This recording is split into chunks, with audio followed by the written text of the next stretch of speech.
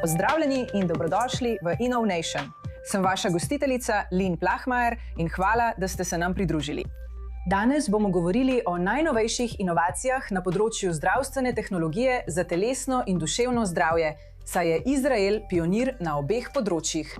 Najprej naše glavne novice.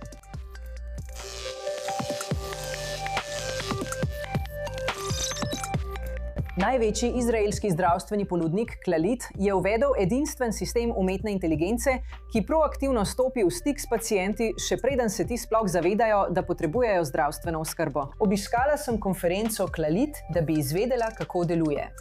Mnoge med nami z našimi orodji umetne inteligence delimo svoje najglobje skrivnosti.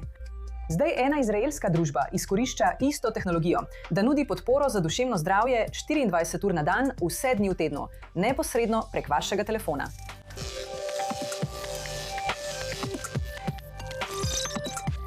Kaj pa, če obstaja sistem, ki prepozna bolnike, ki potrebujejo zdravstveno oskrbo, še preden se tega sami zavedajo?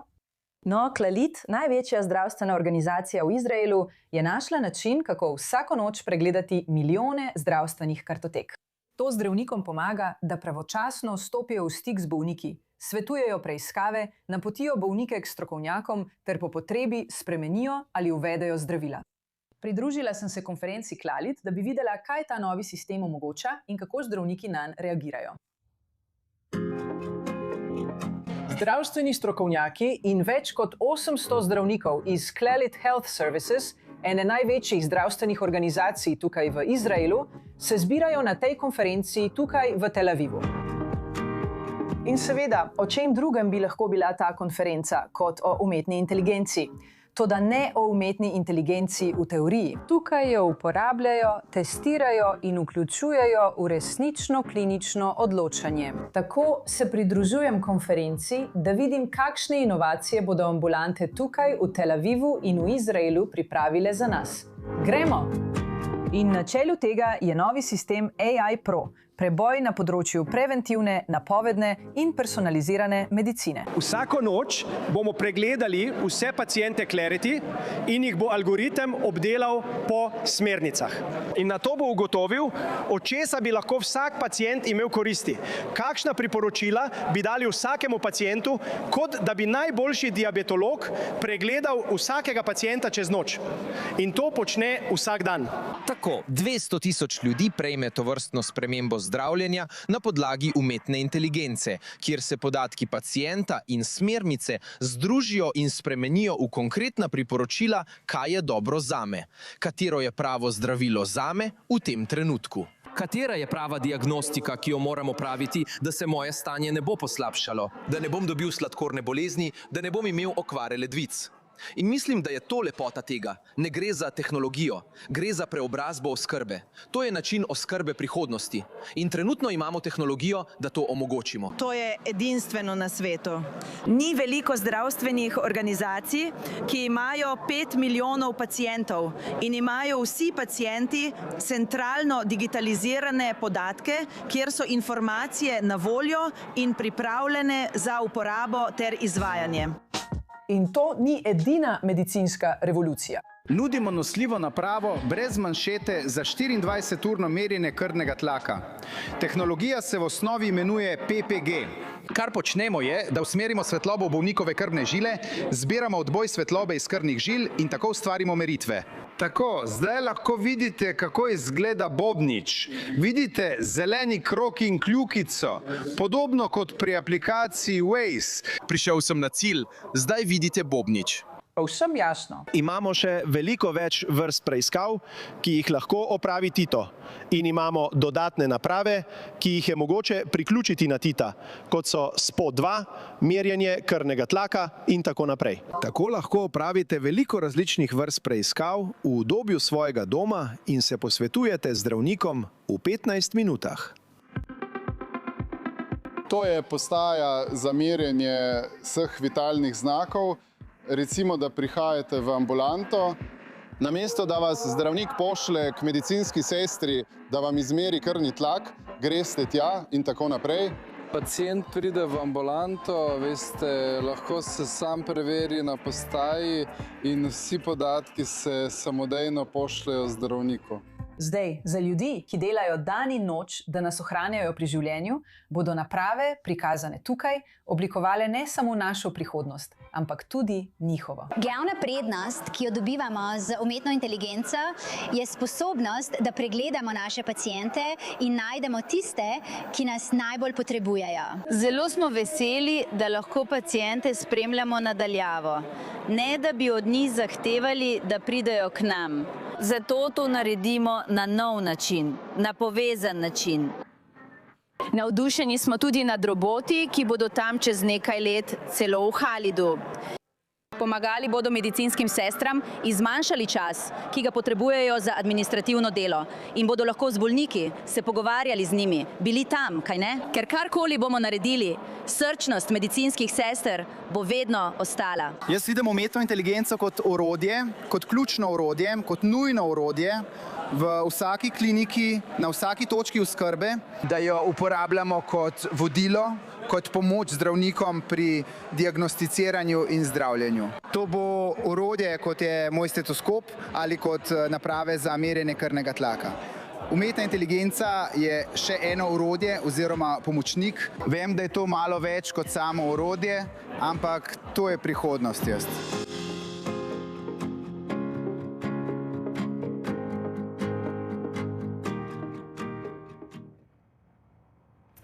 Zdaj pa k umetni inteligenci, ki lahko pomaga vašemu duševnemu zdravju. Po 2,5 letih vojne strokovnjaki za duševno zdravje pravijo, da se milijoni Izraelcev spopadajo s stresom, tesnobo in travmo, pri čemer so rezervisti med najbolj prizadetimi. Med to zadnjo skupino jih kar 60% potrebuje psihološko podporo. Vendar imajo mnogi težave pri iskanju tako zelo potrebne pomoči, bodisi zaradi stigme, pomanjkanja časa ali vse večjega pomanjkanja terapevtov. Tukaj nastopi Kai AI. To je umetna inteligenca, ki ponuja čustveno podporo. 24 ur na dan, 7 dni v tednu. Za več informacij se mi zdaj pridružuje direktorica in soustanoviteljica Kai AI, Alex Frankel. Najlepša hvala, da ste danes z nami, Alex. Povejte mi več o Kai AI. Saj me zanima, pri kakšnih težavah lahko pomaga. Kaj so usposobili ljudje, klinični strokovnjaki, in nudi podporo pri najrazličnejših čustvenih izzivih. Najbolj pogosta sta seveda anksioznost in depresija. Kaj pa lahko nudi podporo tudi pri številnih drugih čustvenih težavah, kot sta osamljenost in drugi čustveni izzivi. Ko torej pogledamo ta sistem, ker sem nekje prebrala, da ste ga tudi uvedli, naprimer, izvedli ste pilotni projekt v Ukrajini. Vsaka situacija je drugačna, vsaka oseba je drugačna. Vojna v Ukrajini in ta vojna tukaj v Izraelu sta različni. Kako torej zagotovite, da je vsak načrt prilagojen posamezniku? To je ena od prednosti umetne inteligence. Kaj lahko opravi začetni pregled, nato pa ga pregleda človeški strokovnjak in prilagodi program za vsako osebo posebej.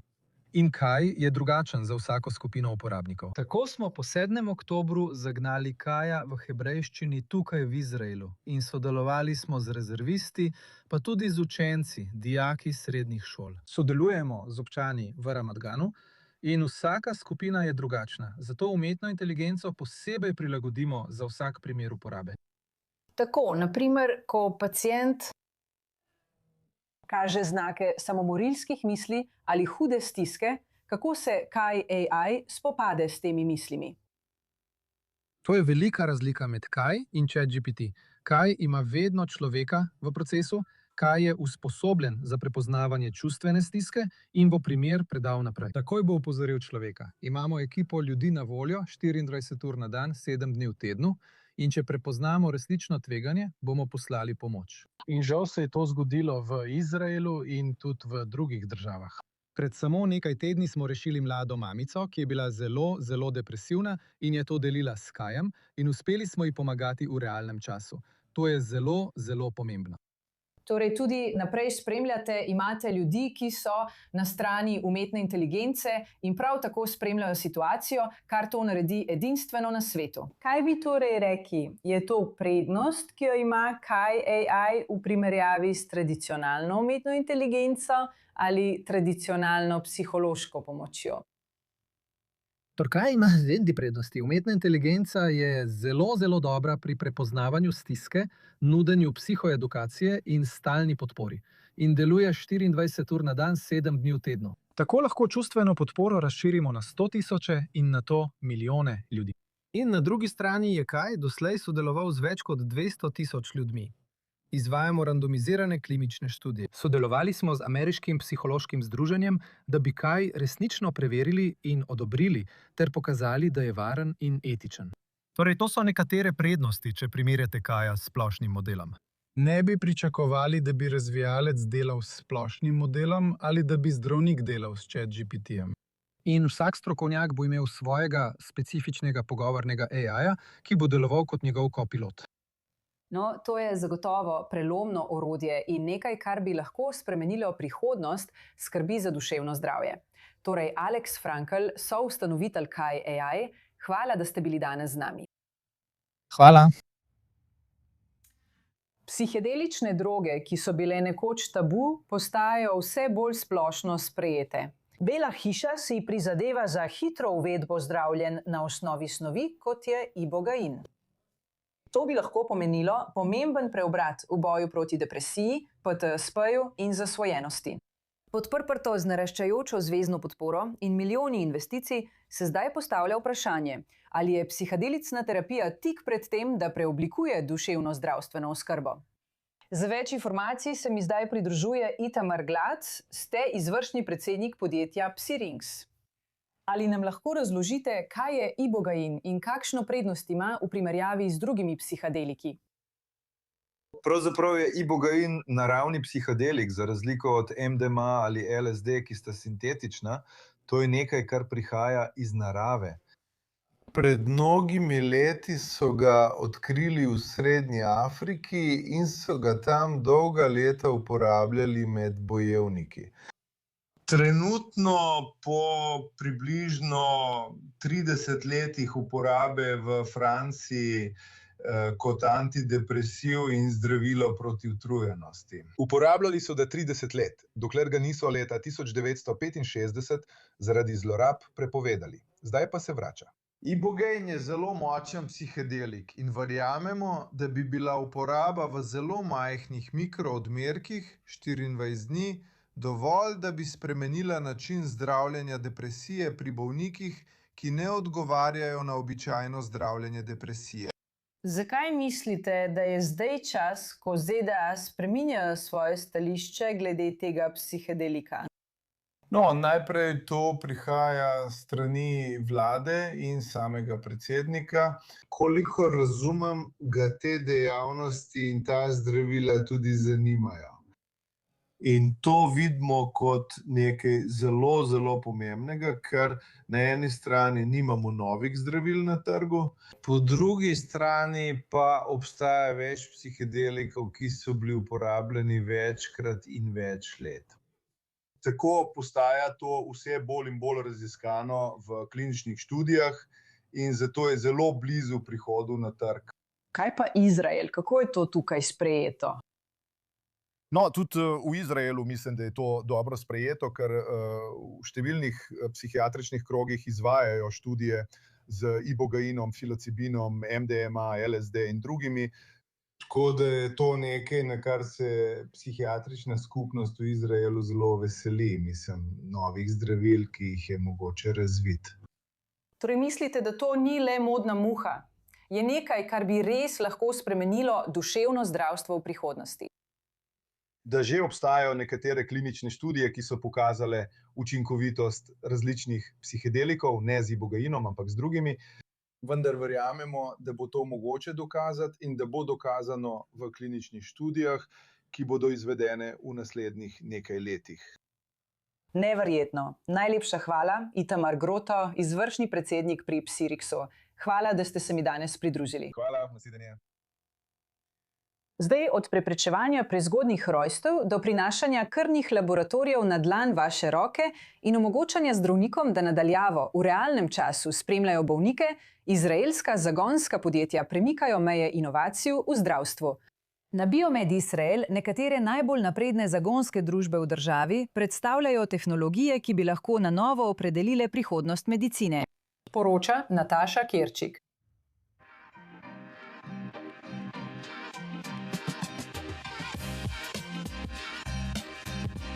Danes smo na Biomed Izrael. Okoli nas so izraelske zagonske družbe, ki delajo na preprečevanju nekaterih najresnejših zdravstvenih težav na svetu.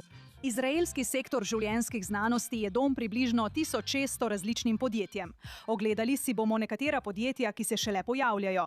Leta 2026. Prvo podjetje, ki si ga bomo ogledali, je razvilo napravo namenjeno preprečevanju prezgodnjega poroda. To je ena najpogostejših težav nosečnosti.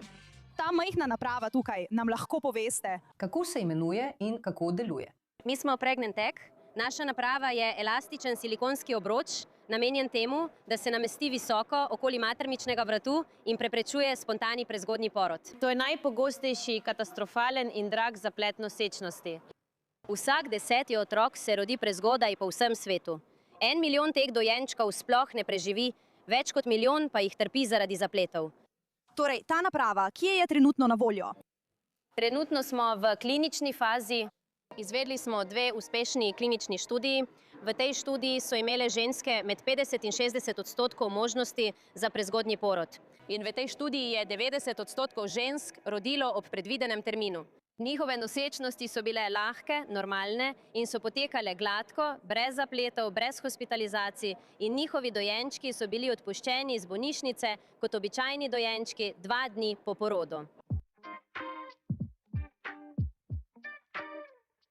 No, naslednje izraelsko podjetje, ki ga bomo videli, je ustvarilo enega prvih prenosnih laboratorijev za krvne preiskave svoje vrste. To je laboratorij, ki vam omogoča, da vam kjerkoli na svetu na mestu odvzamejo kri in takoj dobite rezultate. Pojdimo si ga ogledati. Omogočili smo dostop do laboratorijskega testa, ki ga zdravniki najpogosteje zahtevajo. Tako deluje. Vzamete vzorec krvi iz prsta, ga daste sem, kri pride v to patentirano raztopino. To je kartuša za enkratno uporabo, ki jo vstavite v našo napravo. Ta pa je, kot vidite tukaj, popolnoma prenosna. In po nekaj minutah dobite rezultate, kot jih vidite tukaj na zaslonu. Zdravniki ali medicinske sestre lahko takoj sprejmejo odločitev, ali potrebujete zdravljenje za anemijo in kakšno zdravljenje, ali imate okužbo in ali potrebujete antibiotike ali ne. To bi lahko spremenilo pravila igre v bolj oddaljenih delih sveta. Pravilno. Torej, uporabljamo ga v Italiji in tudi v Združenem kraljestvu, vendar bomo dejansko izvedli tudi pilotni projekt v Afriki na najbolj oddaljenih lokacijah, ki jih pomislite nanje. Vsi si želimo, da bi nas nekdo ves čas pazil. In naslednja naprava, ki jo bomo videli, se imenuje Rafael, poimenovana po angelu zdravja. In to zato, ker je to naprava, ki jo namestite na svoje telo in spremlja vse, od srčnega utripa do pljuč in celotelesne temperature, ter vse te podatke pošlje vašemu zdravniku, če je kaj narobe. Trenutno Tao dejansko nosi to napravo in na tem zaslonu tukaj lahko vidimo vse, kar moramo vedeti o tem, kako njegovo telo trenutno deluje. To je dejansko aplikacija, do katere imajo zdravniki dostop, kaj ne? Vse informacije, do katerih imajo njegovi zdravniki dostop. Da, točno tako. Torej, na zaslonu vidimo stanje srca, vidimo stanje dihanja, lahko vidimo krvni tlak in obstajajo nove napovedi, ki jih razvijamo. In prva in najpomembnejša je zgodnje napovedovanje poslabšanja dihanja, ki že v osnovi prepreči nujno medicinsko stanje. Če mora biti pacient doma in noče ostati v bolnišnici, zdravniki pa še vedno želijo vedeti vse o njem, je to pravzaprav stalni nadzor zdravnikov nad pacientom. Tako omogočamo varno hospitalizacijo na domu. To so le 3 izmed prelomnih zdravstvenih rešitev, ki prihajajo z letošnje konference Biomed Izrael. Majhen vpogled v to, kako domačini spreminjajo zdravstveno industrijo, kot jo poznamo po vsem svetu, naravnost iz Izraela. Sem Nataša Kerčik, to je i24 News. Se vidimo kmalu. Če se zdaj pustimo zdravje ob strani, je porota v Kaliforniji zavrnila tožbo Ilona Muska proti OpenAI in njenemu direktorju Samu Altmanu, ter odločila, da je bila zadeva vložena prepozno, da bi lahko nadaljevali. Ta odločitev ustavlja Muskov zahtevek, da je OpenAI izdal svoje prvotno neprofitno poslanstvo po njegovi zgodnji naložbi v višini $38 milijonov. A vendar je širši boj med tema 2 tehnološkima tekmecema še daleč od konca. saj je Musk že obljubil pritožbo. Tako, z mano je zdaj dopisnik i24 News Joe Brown, ki bo to pojasnil. Joe, hvala, ker si se mi danes pridružil. Torej, Joe, zakaj pravzaprav gre v tej tožbi? No, to je Messi in Ronaldo, Silicijeve doline, Elon Musk proti Samu Altmanu. To se kuha že zelo, zelo dolgo časa. V bistvu se moramo vrniti v leto 2015, ko je bil ustanovljen OpenAI. Ustanovila sta ga Greg Brockman, Sam Altman, s finančno podporo Elona Muska. Načrt je bil, da bo Elon Musk zagotovil denar, on bi zagotavljal financiranje, medtem ko bi bil Sam Altman obraz, ki bi projekt peljal naprej. On in Brockman bi prav tako pomagali pri zadevah v ozadju. V nekaj letih je Elon Musk povedal, da se ne strinja s smerjo, po kateri so nameravali iti. Ponudili je, da podjetje bodisi odkupi ali pa ga vključi v Teslo. Altman se ni strinjal, Elon Musk je odšel. Nekaj let kasneje je ustanovil svoje lastno podjetje za umetno inteligenco XAI, ki je seveda najbolj znano po Groku. Zdaj, eno leto potem, je vložil tožbo, v kateri trdi, da je Sam Altman ravnal v nasprotju z izvirnimi cilji OpenAI, ki naj bi bil neprofitna organizacija, namenjena napredku človeštva s pomočjo umetne inteligence. Čas vložitve je razlog, da je bila tožba zavrnjena, odločitev je bila soglasna, bila je vložena po izteku zastaralnega roka. In dejstvo, da je to storil ravno potem, ko je ustanovil lastno podjetje za umetno inteligenco z zelo močnim finančnim zaledjem, je vzbudilo nekaj pomislekov. To je nakazovalo, da tega ni počel zato, ker bi v to verjel. Želel je samo zadušiti nasprotnika, morda največjega nasprotnika na področju umetne inteligence. In izkoristil bi svojo osebno vez s Samom Altmanom, da bi jo obrnil proti njemu. In zato ni uspel. Zato je tako dolgo čakal, da je to povedal pod prisego. Samu Altmanu je rekel, da je lažnivec. To je nekoliko vplivalo na Altmanov ugled, vendar mislim, da je večjo škodo utrpel Musk. Zaradi tega je deloval maščevalno, malenkostno in kot nekdo, ki je pripravljen uničiti konkurenčno podjetje zgolj zaradi lastne pohlepnosti. Ja, ker zveni bolj kot osebno rivalstvo, kot pa zgolj poslovno. Kaj pa ti misliš? Kako pomembna je ta odločitev za OpenAI in Sama Altmana? To bo škodilo njegovemu poslu. Sploh ne bo škodilo njegovemu poslu. Preprosto bodo šli naprej. In ni pomembno, kakšen bo izid tega, ker bo tudi Musk zdaj vložil pritožbo. Ja, Musk se bo pritožil, ali bo to kam pripeljal, je malo verjetno. Poskušal jih je tožiti za $134 milijard. To bi v bistvu spravilo OpenAI v stečaj. Kaj? Koliko? $134 milijard. Milijard, ne milijonov. In on to potrebuje. Bodimo iskreni, on potrebuje ta denar. Ja. Če Elon Musk kaj potrebuje, to še dodatnih 134 milijard. Milijard, pravzaprav, če smo pošteni do njega. In poslušajte, Elonu Musku je treba priznati. Rekel je, da želi, da gre denar v dobrodelne namene, ne pa njemu osebno. Ja, ampak kakšna dobrodelna organizacija pa? Morda Tesla. Ne vem. Ampak to v bistvu daje zeleno luč OpenAI, da nadaljuje po poti, ki jo želi ubrati. Načrtujejo zanimiv poslovni model, kjer bodo pod okriljem neprofitne organizacije, vendar bo samo podjetje vodeno z namenom ustvarjanja dobička. V bistvu gre za dve plasti.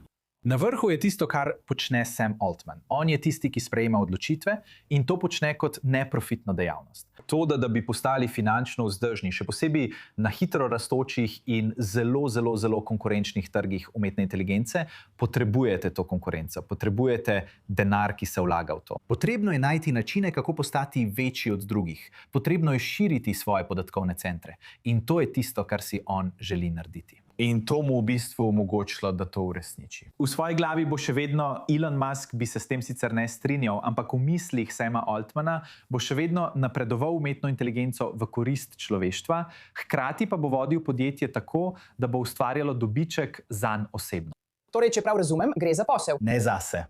To je ključna točka. V redu. Torej je neprofitna organizacija pravzaprav on sam. Neprofitna organizacija je dvonivojsko podjetje. Kot pravim, na vrhu je samo on, ki sprejema odločitve za namen neprofitnosti. Ampak podjetje ni vodeno kot neprofitna organizacija.